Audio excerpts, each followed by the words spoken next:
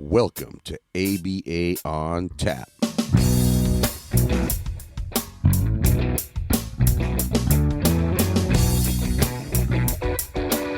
I'm Mike Rubio with Dan Lowery.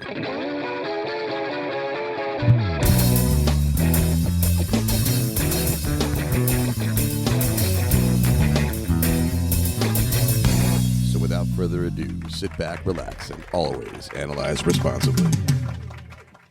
All right. Welcome back to yet another installment of ABA on Tap. I am your ever grateful co-host, Mike Rubio.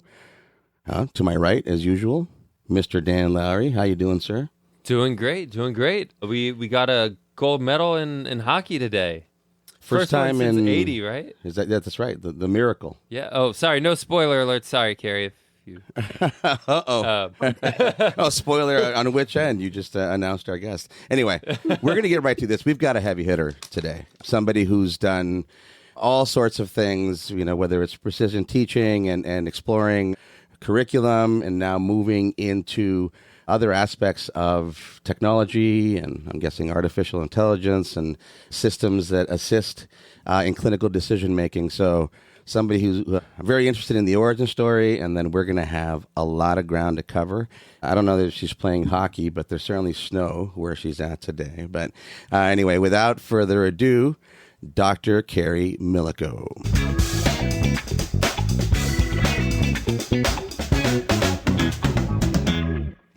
Dr. Kerri, thank you so much for your time. We really appreciate it. We record on Sundays, and we're just ever grateful for folks like yourself who take a little chunk out of their Sunday knowing that you've got kids, family, sledding, inner tubing, snow play to do out there, and you're choosing to spend a couple of hours with us. So thank you in advance for all your time and all your insight. How are you doing today? Well, Mike, Dan, thank you guys so much for having me. This is an honor. I'm doing great. Yeah. Surviving a week of my kids being home for snow days. But yeah, no, they're older, so they're very independent and they're great. And you may hear them like screaming in the background from video games or something. So we like just that. A heads up. We invite that on ABA on Tap again, just a very casual pub style conversation. So there's been a multiple episode where Mike's daughters visited from different rooms in the house as well. So yeah, it all works out. I wasn't sure if I was supposed to show up with a beer. Oh man, although it is a little early on the West Coast. So we've been trying to work that out a little bit. It's harder than you think, especially for people in different states. So that's something that hopefully will be up and coming as we can ask our guests, what's your libation? What do you like? Whether it's tea or something, and then be able to have something like that delivered so we can share that drink. So maybe we'll just start inviting it. Well, you're welcome to it. Yeah, we're sorry we couldn't provide, but please feel free. Just make sure you pace yourself so that we're. Yeah. Sorry, I got my hydration here. There you go. Me too. Perimenopausal woman. I got hydration number one, fighting the patriarchy number two. So.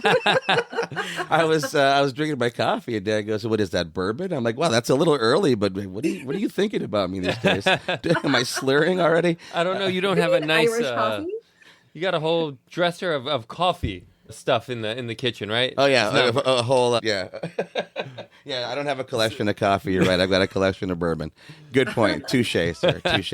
Vintage coffee. Yeah, right. Aged. Barrel aged coffee. That's correct. Anyway, Dr. Kerri, we like to start with the origin story. You've done so much, so you're going to have a lot of ground to cover. Pace yourself here as well. Okay. And we'll sort of, take from that and, get us going. So tell us. We will. Dan's very good at that. And then I'll take notes too. Yeah, that's what he says. He's looking at his TikTok or something. Mm-hmm. Yeah, that's what he pretends. No, but we'll feel free to interject and certainly tell us about everything you've done up until now, and then that'll guide our conversation. So, what's your origin story, Dr. Kerri? My origin story, way back in the day. I went to undergrad at University of Florida and hopped around different majors, landed on psychology. Really, I took a class with Dr. Hank Pennypacker. And he was like this class was, I think it was just like standard, like ABA, like just general, like a survey class, like ABA. Yeah. But if you guys are familiar, like if your listeners, I know you all are familiar with Pennypacker, but if your listeners are familiar with him, he was just like one of the truest of our early pioneers of the field, and looked at any sort of like social scenario and talked about how you can break down the situation behavior analytically. And so that's how he taught our just general ABA class. It wasn't the white book or anything like that. It was cool. Wasn't the Cooper book? Say what? I actually never took a class using the Cooper book. What? Blasphemy. Which I kind of love. Yeah. That's interesting. We'll get into that. Yeah. But yeah, so he talked a lot about his experience. We read some books, like just some readings from there's this Skinner book that has different essays. It's called like A Pond for the Reflection. We had Sidman's Coercion and Its Fallout, things like this. And so he really create a passion for psychology for me. And I took other psychology classes, and they were, I thought, kind of fluffy and some of them bullshit. So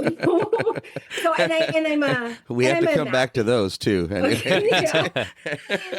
I'm a mathy girl. And so when he had us charting, I was like, yeah, like data, this makes sense, right? Like this is more objective than subjective. And so I also took EAB with Tim Hackenberg, who also is a powerhouse. And between them, I was like, this is where I need to go. But at the same time, I'm thinking like, I'm not getting my doctorate in behavior analysis. This just led me to confirm that like psychology. And I was thinking like, you get the jobs in clinical psychology.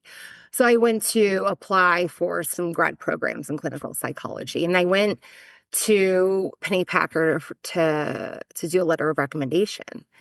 And that's a nice letter. That's a good signature to have. I also, I also have a story around that. But yeah, so I go to him, and he just looks at me and he goes, "Did you learn nothing in my class?"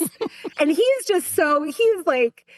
your most politically incorrect man, like he's got it figured out. He doesn't care. Yeah, he doesn't. Very little scruples, right? Like I'm gonna tell it straight to you.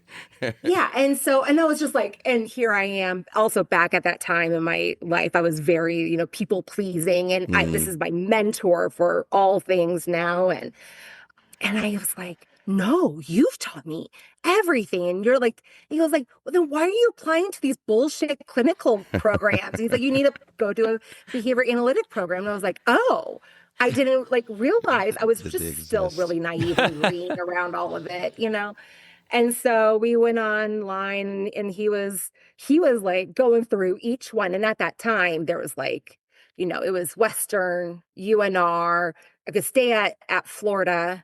LSU was another powerhouse. But you know what I mean? At that time for PhDs, BCBA, like... Was Kansas in there at that time as well? Kansas, yep. But he, for some reason, I don't know why Kansas wasn't on his radar. I mean, he had like a whole course, and he was just, you will not go here because of this. And or he would go through the faculty, and he was like, okay, like this, nope, because like look what they're doing, and you don't want to do that. You want to, and so he would go through, and so that's how we like created, the plan for where I was going to apply to grad school. Nice. And so then I go and apply, and I'm interviewing at UNR with Dr. Patrick Gezzi, who eventually turned into my advisor. And he's like, oh, so I see this letter of recommendation from Pennypacker, and that's pretty, and I'm like, yeah. And he's like, do you want to know what he said? And I was like, oh, can I? Oh, wow. And he's like, well, I'm just going to read you the first line. And I was like, okay. And this is going to date maybe us, because I feel like we're the same generation. He was like, my maiden name is Kaylin. And he goes, I am honored to introduce you to Kerri Kaylin, no relation to Cato. And if you guys remember, Cato Kalin was the dude living in OJ's like pool house that old Simpson was awesome. Murdered and all this stuff. And I was just like, oh my God. Yeah. So that's, apparently he said good things after that, but I don't know what they were. What an opener. What a cool opener. That's awesome. But so anyway, so I went to grad school at UNR, studied precision teaching there, and really UNR gave you a really great breadth of experience. They were very much of that, behavior analysis isn't here just for autism, and you need to have a job if like some pill or magic, whatever, like they always said in interviews, what if a pill was created and it solved all, issues with people with autism? Well, RFK What was would supposed you to do do that then? by September, right? Uh-oh. Yeah, they're a little, I think they missed the deadline on that, right? Apparently.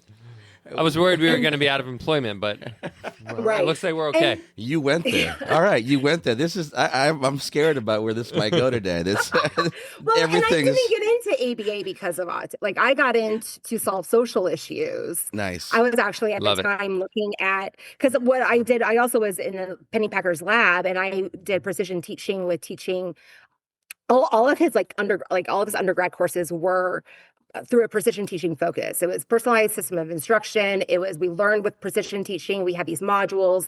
It was, like Fred Keller, like all of that stuff showed up in his classes. And so I was one of like the moderators for the class. I worked with a graduate student who is now Claire St. Peter.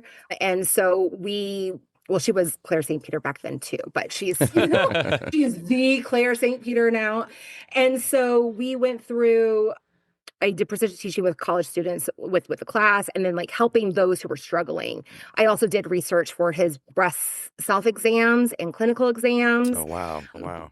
Things like that. So it was actually, if I didn't get into, here's another story, a sliding doors moment. It was that if I didn't get into his lab, I was going to go work at Hooters. So it was, Okay. things could have looked a whole lot different if I didn't get into that. Let's just put it that way. Okay. But anyway, so I didn't go for. I actually at that time didn't even know about ABA's, intensive focus with autism. Iwata was at Florida, but there was kind of like two sides of the camp. Yeah. And I didn't live in the Iwata world. I was in Penny Packer's world. And so with that, it was new when I went to grad school, seeing all these people who were focused on autism intervention. And that was, it wasn't a motivating factor for me. I just wanted to solve like big issues, which that is a big issue for sure. But I was like, hey, y'all are doing that. And this is where my passion is. So precision teaching led me down through looking at the system of education and how it's not really showing up for our children in the way that we know that it can. And I helped with Nick and Kimberly Behrens and Kendra Newsom to create then was called Center for Advanced Learning, CAL, which is now known as Fit Learning. And it was just a really cool time to be a part of it. It was definitely an age of innovation and discovery, which was really cool to be a part of. And with that came a lot of my experience with curriculum generation. I've always been like a systems girl. I see things like in organized buckets wherever I go. I'm a really great project manager because of some of these executive functioning skills. And so I brought that to curriculum. And I wrote a great deal of the curriculum that I'm sure they've revised since, but that was the starting of Fit Learning, along with all those other people that I named, obviously. And then I wanted to have my own business. I come from a small business owning family and moved back to Florida. My husband, who was also a precision teacher, he worked at Cal with me. We moved to Florida and opened up our own precision teaching center. It was running there for a few years until Florida was not a place for us. I found out that I couldn't, I'm a West Coast girl now. While I grew up on the East Coast, it had a different vibe when I came back. And so we came back to Reno. We sold our business in Tampa to who turned out was my first employee there, and her husband, Robin Elizabeth Hasbrook. And cool. We came out here. I worked for the government, the state. It was like the Medicaid just started providing services to children with autism. And given like where I worked at at Cal and then our own precision teaching learning center, I like about a quarter of my clients had an autism diagnosis. And it was mostly coming from like they've already received early intervention training and now they had to get caught up with academic skills. Okay. But then I had a lot of families who were like, we were not happy with the services. We understand, like, we really like your approach, but my child's not yet ready for 100% academic. And so I started, going into the world of just autism intervention services, but with a precision teaching focus. Okay. And so when I came out here to Reno, that's what we started creating. The business of like setting up an after school academic focused intervention center, learning center is tricky just because you have the majority of your students from 3 to 6, right? Yep. And so when you're thinking about a business model, it's, you have to be really creative in having contracts with school districts or private schools and homeschool students, things like that. So it's definitely like a hustle. And so I wanted to pivot and be like, okay, well, let's see, I spent some time, I have good friends, Michael Fabrizio and Kelly Ferris, who do precision teaching work for early intervention out in Seattle, and just really leaned into them and other people on how to create this here in Reno. And so I was hired by the state because the state just opened up Medicaid funding for ABA, but the rates were low. So no independent organization was signing on as a Medicaid provider. As such, the state was like, we will hire our own BCBAs. And like they actually did it in like, not a business person was running that because they just gave us as the BCBAs, we're independent contractors, the full reimbursement rate. And then we would pay we would have to hire our own little, it was like essentially we're building up our own business under kind of the state umbrella. Well, because they didn't know how to manage it well, after a few years, they're like, well, our program is going bankrupt. We're like, yeah, no shit. Like you didn't like carve out any overhead costs. But I mean, like, thanks. Yeah. Because we benefited from that. And so they gave us a few months to say, like, you need to, like, we will no longer be employing you as an independent contractor. You need to create your own business. And so I was like, done. I know how to do this, right? Like you essentially created the framework already. We just need to do the paperwork for it. So that led, and it was ironically at the time a group of friends and I were, including my husband, were looking at starting up a school out here in Reno. And so we already were, had plans in place. And so we pivoted and opened up this business. And it's called the Learning Consultants in Reno. It is now going on its 8th year. And it's expanded and it's doing well. And that's where my husband works along with my business partners, Jeff and Kelly Giesick and Jen Bono. Megan Zito is also one of the founders. And so we all like went to school together, or they were spouses. And so we opened it up and it was great. So during there, I was creating curriculum and I was doing online trainings and, precision teaching being the focus and all this kind of stuff. And my buddies, Rick Kubina and Dave Stevens, created Chartlytics. And at that time, we were in conversations about kind of putting my curriculum on Chartlytics. Well, little did I know that they were in the conversations with CentralReach. And so they stopped conversation with me, which I didn't know why. And I was a little grumpy about it because I was just waiting to sign the paperwork. But turned out like they had a really great deal, right? And so they sold Chartlytics to CentralReach. And then in between, like they were having some conversations with the then new CEO, Chris Sullins. And I was like, you know what? they bought a really amazing engine, but they don't have the full car.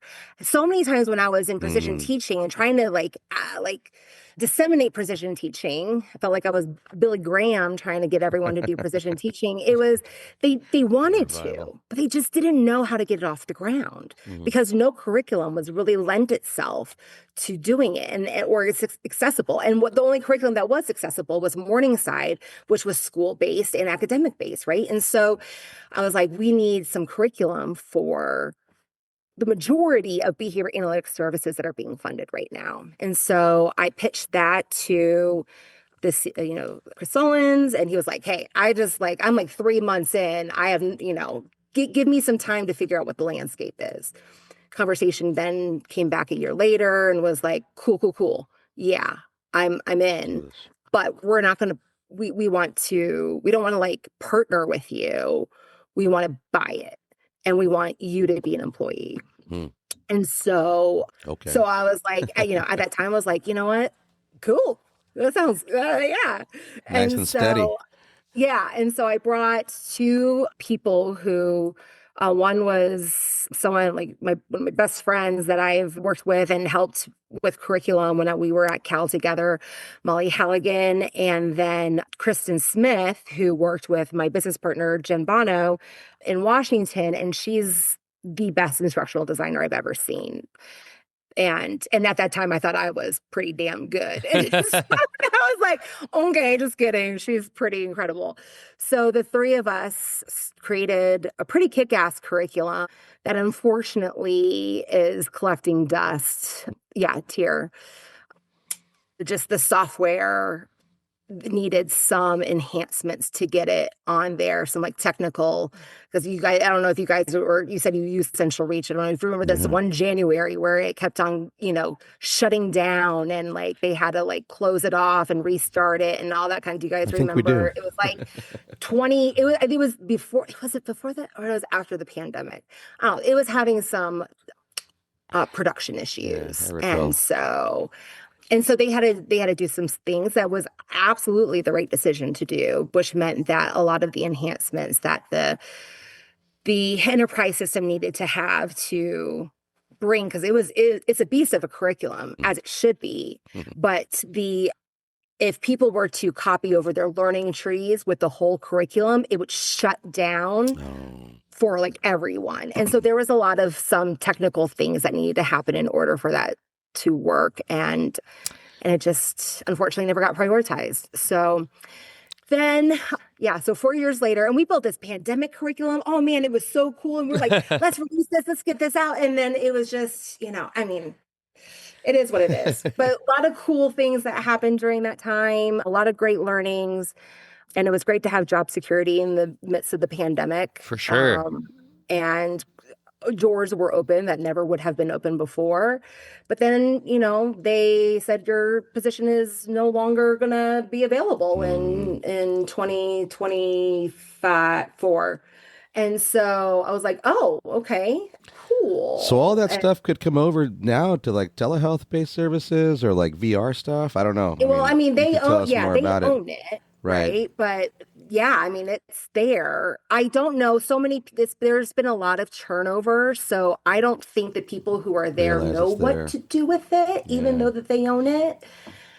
But like we actually wrote it. It was a curriculum. It was, that's so pretty. But it was curriculum that it was allowed you to hop across instructional arrangements. I don't know if you see the curriculum now, you see like you open up a book and it's like, well, this is definitely for DTT, or this curriculum is just for precision teaching, or this curriculum is NET. We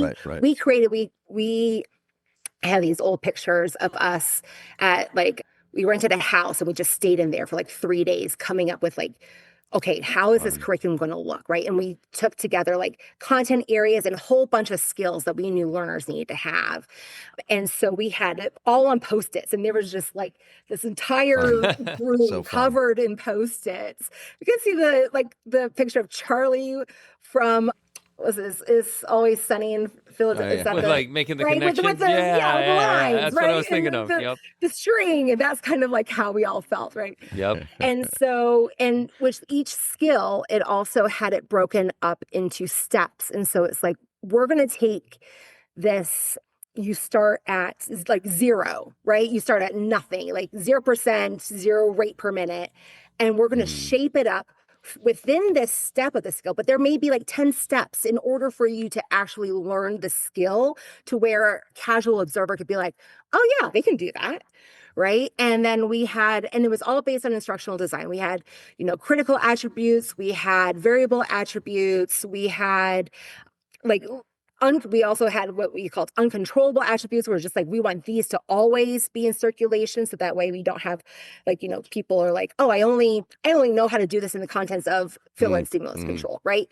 And so it was beautifully sophisticated. We had examples, and we had scripts, we had teaching tips for people who are brand new BCBAs. We wrote it directly to for RBTs who didn't have any experience to learn. It was incredible. I love And it's it's sitting somewhere. It's in a vault. If they're not using it, can you buy it back? That's a good question. I don't know if I have the money to do that. But The influence, but Dr. you know what? Kerri, Like, the influence. That's what you've but got. now, but like it was written without AI. That's amazing. Yeah. That's amazing. And so, and we busted that out. It was a great experience. But now it's because I still work with Kristen, and the way that the world looks, and also like that was before 2020 when that was written. And look how our field has evolved, right? Curriculum should be an ever evolving thing. It should never be like, that's why I get so grumpy when we're like, we have these books and I have them on my shelf that it's like, peak enables and AFOLs, and also those are assessment. They're inventories, but they're not curriculum. And as such, you should have a curriculum that is ever evolving, because you don't want to be teaching something that was dated 20 years ago. And so now it gives us an opportunity to be like, how does AI show up in all of this, and where can we can we create a more appropriate criterion reference assessment? Because all those that I just listed are not created for the model in which we are operating under today. We are living in an insurance-funded, medically based ABA service provider, right? And those were all based on education. And, we picked a lane. I wasn't a part of that conversation. I don't know if I would have picked the same lane, but we picked a lane. Right. And we chose medical and not education. And as such, we don't have the tools, but yet we're using the tools that are really created for an educational model. And so these assessments lack standardization, or if you do bring in standardization, then there'll be a very long, if you ran the whole ABLES, it would take you hours upon hours to do the whole thing, right? Where that's not what Jim says. Jim says like, hey, pick only the pieces that apply to you. But then that makes it a non-standardized instrument, which makes it hard when you're talking to funders, and it's a whole thing. So you mentioned something. I'm going to interject. You mentioned something very interesting to me, and there's correlations here, and maybe this is kind of an open-ended question, but the idea that so milestones is something that's kind of related to inventories, meaning that people will take the idea of missing skills and then we draw this straight line. So this is missing, this now becomes a goal. But that's a far cry from a curriculum, which is now going to list. So an inventory is part of a curriculum. An inventory by itself is not a curriculum, if that's maybe a good way to say it. Okay? Thank you. Right? So, rectangle is a square. No, a square is a rectangle, but a rectangle isn't a square. Yeah. There you go. And I'm coming at this from I really love early intervention. I'm coming at it from sort of our angle, where we worked really hard to combine like best practices in early childhood education with the ABA we do for early intervention. So we have a lot of open-ended, child-directed, play-based learning, which I think fits right into what you're saying. We start with this idea, this inventory of stimuli and ideas and things that might hit a certain skill, and then you have a script, and it's great to have that to launch from, and this will maybe launch us into an AI discussion. But then how that comes to life, the dynamics behind that, the interpersonal exchange of you have a clinician who has all these things at their disposal, but they're not just taking those and throwing them in. It has to come to life somehow. So the way you described it, the way you guys were planning these curriculums, there's probably a lot you can share with us regarding specific activity visions or combinations of stimuli that now hit those milestones toward those inventories. But now, again, you've got a curriculum. You've got a large set of ideas that includes all these things that really good clinicians do really well in bringing to life. So share a little bit with us about that. Yeah. It's kind of like if you think about it like as a ratio, if there's like a line item on one of those assessments that we're all very familiar with. Yeah. It's likely that it'll take more than just a direct teaching of that in order to really get the right. You're going to need, you have these prerequisite skills, and then you have fractions of it. It's like, like different slices. It's let me brush off the dust here, but it's been a well, I don't know. I mean, I feel like when I've been in schools, if the kid's not self-advocating, if they just write a goal, child will self-advocate, then that just solves everything. Right? I love that we're getting to this because it's advocate for all of that. Boom, done. No, so there is. I think I heard you say I don't want to get in trouble, but there is this. The example that I love is that there is a adaptive behavior assessment / curriculum that came out, and one of the goals was to teach learner how to swim. Okay. And there's maybe 300 words in the whole program that's written, like that probably includes the titles. And it essentially was like, you go to a body of water, make sure that they're wearing swim clothing, and you say, okay, time to swim. What could go wrong? Magic. So that, I mean, with that SD, happens, right? Yeah, immediately, of course. Obviously. Of course. Did they list possible consequences on that one, on that contingency? Right, yeah. I mean, it did say, make sure if you have a floating device if you need it.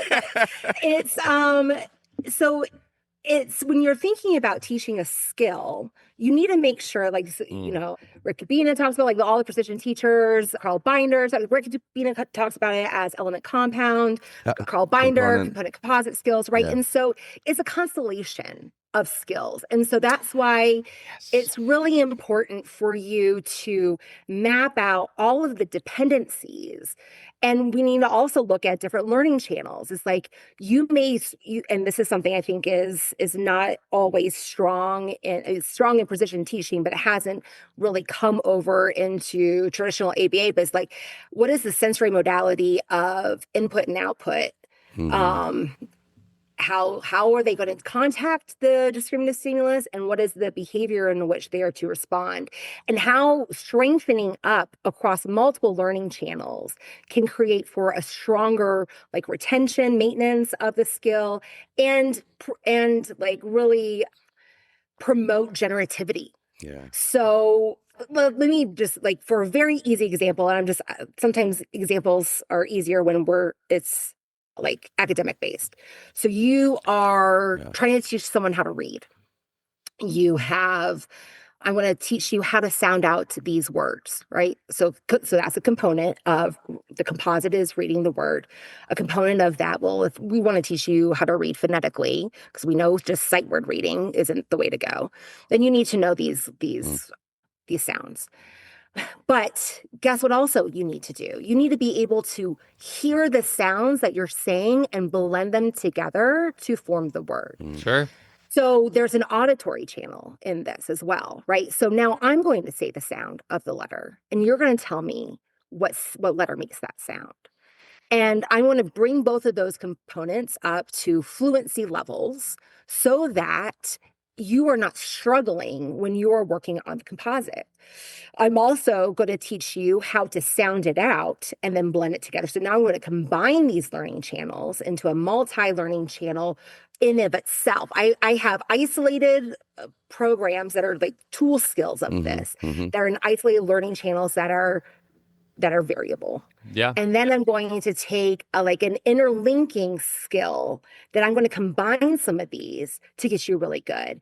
And guess what I'm going to get for free? You reading the word. Yeah. Or if I don't get it for free, your baseline has elevated from, let's say, 10 words per minute to about 50 words per minute. And our goal is 80 to 100. So the time that I need to have that to be in intervention is just a short window of time. And so it reduces the time in which, or it actually tries to avoid the time in which a learner is frustrated and struggling because you're just going up here. You're saying, hey, you're going to run a marathon. Guess how you're going to practice that? By running a marathon, right? And that's not what you need to do, right? And it's all of these little combinations of skills. It's strength training. It's I don't know. I don't run marathons. Like if someone was chasing me with a knife, I'd run. But but my mother-in-law used to do it all the time, and so it's just like it's leg work, it's strength training, it's breath work. It's also obviously like running short distances to get up to that. So it's endurance building. But there's a lot of other things that you need to do in order to be really good. So that way, when you do run that marathon, you're not going to be like, this is the worst thing in the world. Sure. And we are trying to create conditions for our learners so that way they're not saying this is the worst thing in the world, right? Everything we were trying to, we don't want that. That's obviously not something that we want. So we have to look at, and so when you're looking at I know a lot of people who've used the VB map or ABLES as a curriculum, and it's not sequenced in a way. It is roughly, but there's so many more skills that need to be broken down into the elements or component skills to teach those higher composite skills that are identified on the assessment. I remember when we were transitioning to CentralReach, and it was like all based around the VB map. So if we did the VB map, then it like nice everything fit perfectly. The golding's there, but we didn't do the VB map, so we had to like backdoor like how we did it. It's just funny because you think about that. What would you say is, and I hope this question I can make sense of it. It makes sense in my head. In terms of, so recipes is a good analog or a good analogy to use here, right? The idea that to go to something like the VB map and how nice that would fit systems wide, and then you might feel very good as a BCBA supervising a younger RBT because now they've got this huge inventory of things they can work on, and you can relate them to all these different stimuli. And then at the end of the day, there's some nuance to how those things are ordered, how they're sequenced. You know, the idea that you've got your, again, going back to cooking or baking, the idea that you've got your wet and your dry ingredients, and you can't just throw those things in a bowl. I mean, yes, you might end up with cake. Those dry ingredients, right? You might end up with cake. Bite into some of that baking powder in your cupcake. So, what's your insight on avoiding that clump? Right? I mean, again, this is probably going to propel us into all sorts of other things because there's a beauty to goal banks and templates, and then there's a sterility, sort of a. It can lose its feel. It can miss the mark if it doesn't have. And you're referencing a lot of those nuances already in what you've discussed. So hopefully that made sense. But what would you say to that? Yeah, for sure. Okay, there's like I know. I'm sorry. Going on. That's what you did to me. It's your fault. I want to make sure. Sometimes I get a little do rambly. a component analysis of your thoughts. Yeah, there you go. Come up with your composite. Absolutely constellation in there, and I'll try my best not to be rambly. Please do be rambly. I think there's a lot to learn from the rambly. I think that there's the way that I see it, like what I heard when you were describing it. I think that there's two scenarios. I think that there is a scenario where our recipes are like Tom Colicchio recipes. So I like to cook. You say recipes. Nice. So part of my bookshelf over here, that's all recipes. There you go. And granted, the invention of the internet in all of its glory allows me to, have less cookbooks than I used to. I also have a cookbook that's like a dupe cookbook. It's like, you want to learn how to make Auntie Anne's pretzels. You want to do, nice. Mrs. Fields cookies, right? I got that. And there's a certain precision to that you're trying to achieve as a product. And then there's a process to it. Maybe that helps clarify my question a little bit. Yeah. So my friend reminded me of this one analogy that I used to use all the time. When I was before I became a cook, I was a baker, in high school. A lot of precision there. right? A lot of precision in there. Yeah. But when you get and so I was a nanny, and over the summer I would full-time nanny for this one girl. And I was like, we're going to make chocolate chip cookies. I used to kill it. I mean, brownies are my thing, but chocolate chip cookies, I can do this. And they have the recipe on the back. Great. And I would follow the recipe, and every time my cookies would come out different. And I was like, what the hell is happening? I'm using the same amount of butter. I'm following the steps. I'm using this, you got I think from what I remember, there's brown sugar and white sugar, all of the things. I'm doing it. But every time it's like flat, where the highest point of the cookie is the chocolate chip, right? Or it was, and I'm baking it at the same time, all those things. Come to find out, with Instagram, it was the temperature of the butter. The temperature of the butter there you go. Will indicate how the cookies show up in a different way, right? The back of the bag doesn't tell me that. And so I think that's where a lot of our clinical experience comes in. Yeah.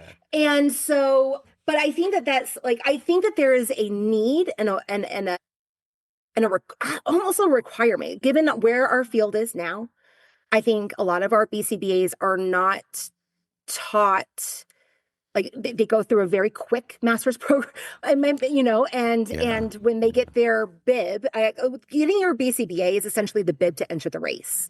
You just started the marathon, and you still have a long way to go. But nobody knows more than a new BCBA, though. Oh, that is for sure. And, that was absolutely me, too. And before kids, I was like, oh, man, all the things I told parents to do without understanding the contingencies that was, showing up in their world. Absolutely. Then you get the supervisor's job and the salary. Oh, and, yeah. You're killing it. It's ridiculous.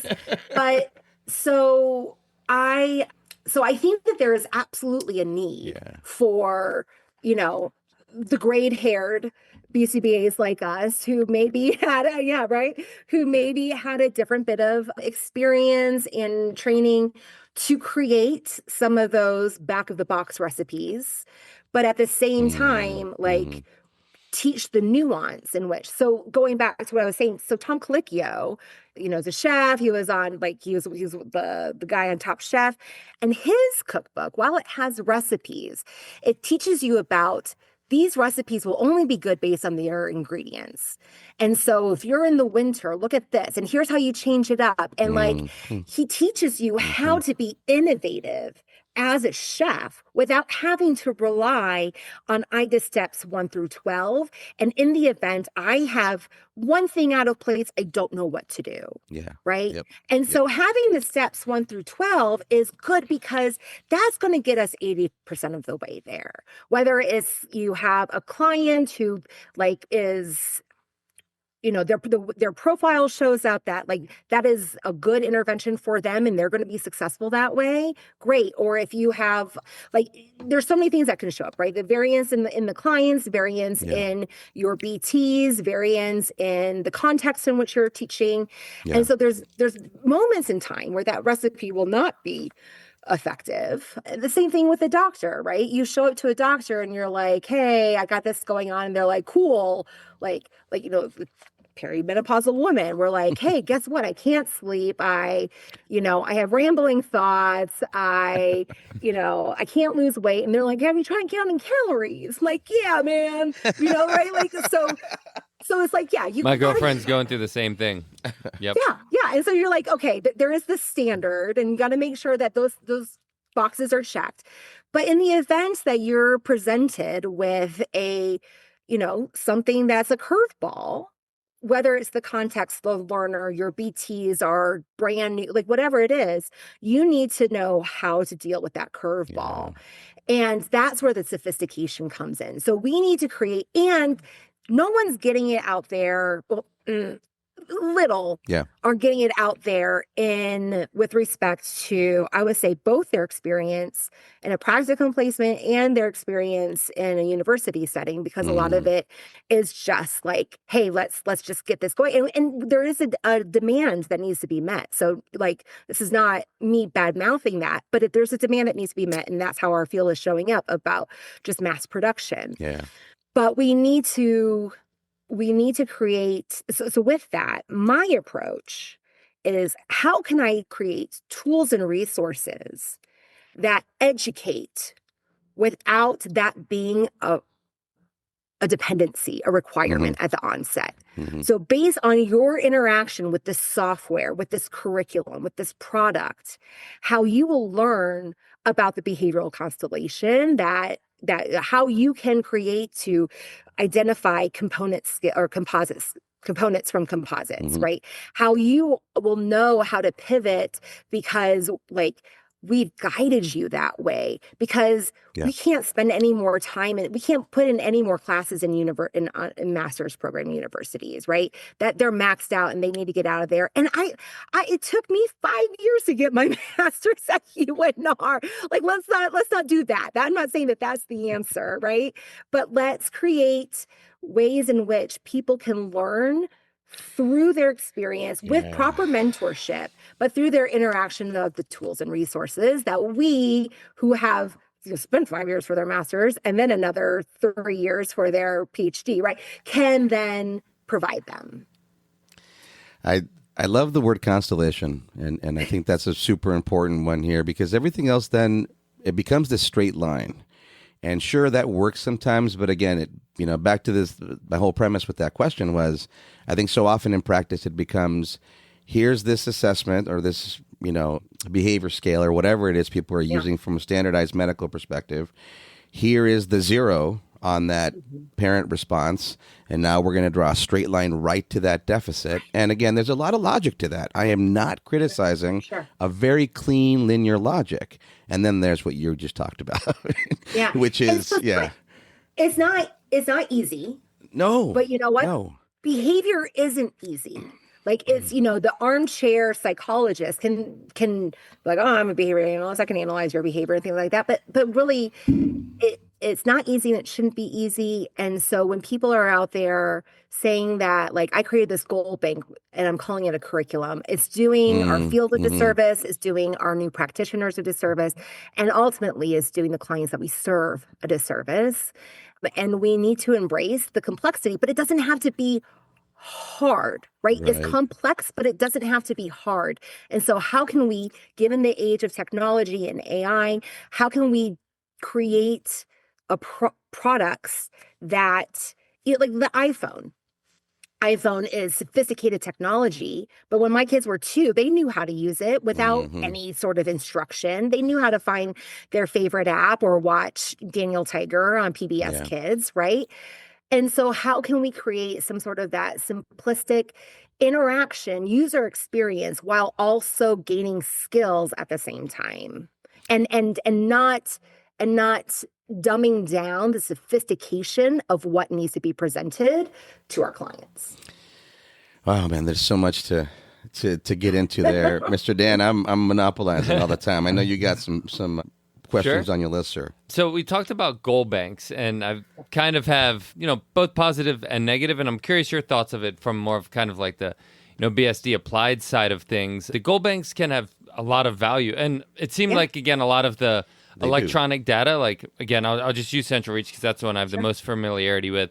A lot of that, I know when we got onboarded with that was like, look, you can have this goal bank, and I think maybe if you upgrade to a better one, then you can have like this extensive goal bank, which was great because like maybe I don't have a lot of familiarity with toileting, and look, I got these 45 toileting goals I can look through or whatever. So it allows you knowledge from other people, which is great because obviously you can't acquire all of the knowledge yourself.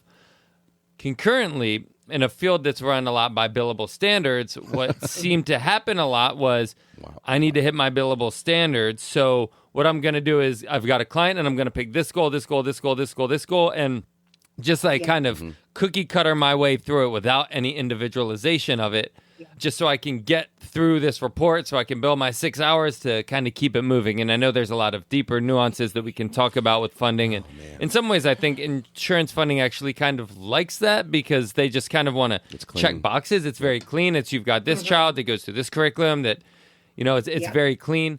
So I kind of saw positives and negatives from goal banks. And I know you're talking more curriculum. I'm talking more goal banks, so I want to make sure that that's differentiated there. You can create a goal bank from a curriculum, but not absolutely. all goal banks are curriculum. Exactly. I love it. We're Exactly. back to that So, analogy. kind of your general thoughts there on goal banks and their usefulness in the field, and if you think they are kind of a net positive or net negative based on the other variables that are in the field as well. Sure. I think it's how the clinician shows up in their own values. I think, again, we picked our lane, right? And so we're going to get 8 hours of 5-1, or whatever funding company. They're going to limit that. And apparently only 2 hours a day, which is so fucking absurd. Right, Sorry, that's right, just a battle that I've been fighting forever. Agreed. I'm Sorry. right there with you. It's absolute bullshit. But also that's what happens when we let insurance people decide things for us and we were not the ones like causing a ruckus. Oh, but man. anyway, On the next ABA on tap, that's a whole series, like a 4-part series you just opened up there. All right. That's my. We're going to have to open up your now. calendar, Dr. Kerri. Yeah, Sorry, continue. let's do it. But so so I think that with that, because if we have businesses to run. And this is not about me making money or anything like that, but if we spend, 40 hours on every assessment, but can only bill 8, then, you got to pay your employees. It's either that employee is not getting paid or the company has overhead costs. And then, Sure. and then the issue around that, it's not about it's about the company being able to serve clients. Of course. Right. So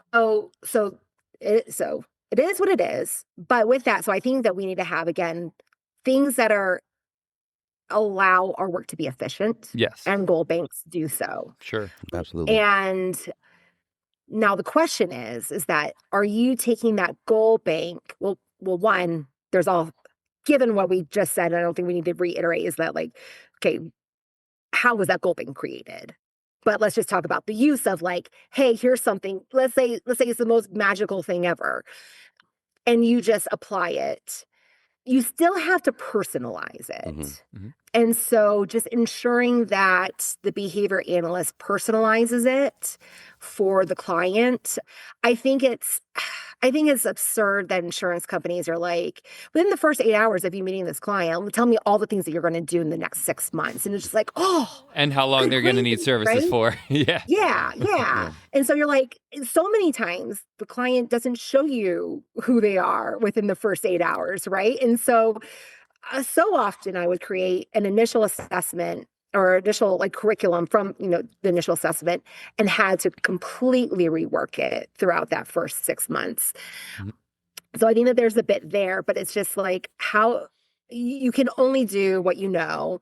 And so based on what I know for this client, I need to make sure that I personalize this toileting thing or whatever it is. But I think that, it is our diligence as clinicians to ensure that, we need to maintain regulatory compliance and compliance with our funders and things like that. But we need to do the best for our clients. And if that means that, there needs to be significant adjustments because you now know more because you've been with the client more, then you need to update those things and, have addendums and requests for more time or less time or whatever it is, right? However it shows up.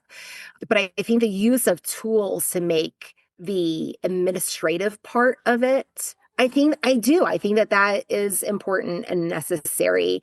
I think it's just we need to ensure the vetting of all of those goal banks that were written by someone who should be an expert in instructional design. And I would say oftentimes they are not. Yeah, I really like that. And we've, had some people on talking about AI as well. And efficiency is a great thing, although that word brings up some PTSD because historically when I've worked for other companies, it's always been efficiency and the ability to bill more hours. So I feel like if it can be efficiency to allow you to either actually review the data or spend more face-to-face time with the client to see if the data is actually representing, because I was an RBT for a long period of time, and just because you put a data point doesn't mean it's accurate. So is the efficiency being used for a clinical reason, or is it just being used to now allow somebody to have more inefficient or indirect billing hours? So it can kind of... I love that you said that because one of my soapboxes right now is that, so it's naive of us to think that we can do anything outside of electronic health record, right? Given all of our our reporting requirements and audits. And, if you want to be accredited with, ACQ or whoever, right? You need to live in the digital world. Yep. But I would say the majority of our electronic health record companies have prioritized operational efficiency and have not spent adequate time growing the garden of clinical care. So if we look at, some of these products, now there's some that I've seen at presentations and I'm like, okay, you're showing up. But a lot of the clinical care models are still operating under practices that were 20 years ago. And there's been a lot of innovation around how we provide care, areas of care that we now prioritize, which one of our electronic health records are collecting ascent data. Mm-hmm. Yeah, right? Like, I love it. Are we able to identify the number of ascent withdrawals per program? So I can make it a review of how many, like, is it like from my precision teaching, and when I did paper data, I would look at, we collected ascent data, and it was like, is it around a learning channel? Is it around a content area? Is it around, do we have more ascent withdrawals around programs that are new? I can do this level of analysis with paper data. Granted, it took me a lot of time. Yeah. And that was back when I could bill for indirect hours. But we don't have any of that now. Yeah. I can even do it. We'll look at decisions made. Which one of our health record EMRs allow us to analyze the number of decisions made per week per case to look at clinician activity? And I'm not only talking about change decisions, I'm also talking about decisions in which you say, this is good and I want to stay the course. Sure. And so, there's a lot of, and then I can evaluate a client's progress by saying, look, on this program, all of these phase change lines were decisions to make harder. Oh, but on this program, all of these phase change lines were decisions to make easier. And as such, they require more intervention. And so I didn't start them out at the right point, or something else is showing up for the client, right? And so I can I can evaluate agility by looking at things this way. I also need to have some sort of structured curriculum as well to look at curricular leaps. But there's so many things that, and this stuff is in the world of precision teaching, has been in existence since I started precision teaching, Sure. 25 years ago, that the electronic health records company they're like, well, you know what? The fact that you do a mass trial of 10 responses of this program, or what the innovative care allows us to do is that you don't have to do mass trials anymore. You can jump around with trial across programs or something like that, but you may still have to scroll. So the amount of innovation that that are the companies that we subscribe to, that I've put to operational efficiency, which was necessary and needed, Yes. Sure. but not to the detriment of care enhancement. And so as such, we are now in a state where funders, and whether that's given our political climate or that's just because they're like, hey, time's ticking and you behavior analysts haven't shown up to talk about outcomes in the way the rest of the medical field has, is that we have to defend our care in a way that is we've never seen before. And us saying, well, this one learner, no. They don't give a shit about one learner. Yeah. They want to talk about all of their clients, or all of their members, right? And because we've built systems that allow ABA to grow, to expand, to meet the demand, again, necessary but not sufficient, that we are now in a state, because everyone is on EMRs, we don't have the sophistication of being able to report on outcomes, because all of these systems they're not looking at anything that we, at least in the precision teaching world, would look at to be able to talk about meso level data or meta level data. They're all focusing on micro and a bit of macro, but you need the whole system in order to say, find trends and analyses and start clustering and understanding, hey, this learner walks in my door and they show up as this profile. like it's an educated guess, but I'm saying like I've seen a lot of clients like that. And with that, with this type of curriculum, with these types of like these interventions, we're able to see these gains in this amount of time. And that's what these insurance companies are asking for. You look at a heart doctor and you have, a man and 65 walk in that's, 250 pounds who doesn't necessarily exercise, like that's not enough muscle, right? And maybe he smoked for, 20 years back in his, right? And they're like, okay, given this profile, you need to do these things and you can, and now these symptoms will be reduced by this much. Yeah. Right? And we can't, we can't do that in ABA. Oh, no. We don't do that in ABA. Don't even think about it, girl. Please return for part 2 of our interview with Dr. Kerri Milyko and... Always analyze responsibly. ABA on Tap is recorded live and unfiltered. We're done for today. You don't have to go home, but you can't stay here. See you next time.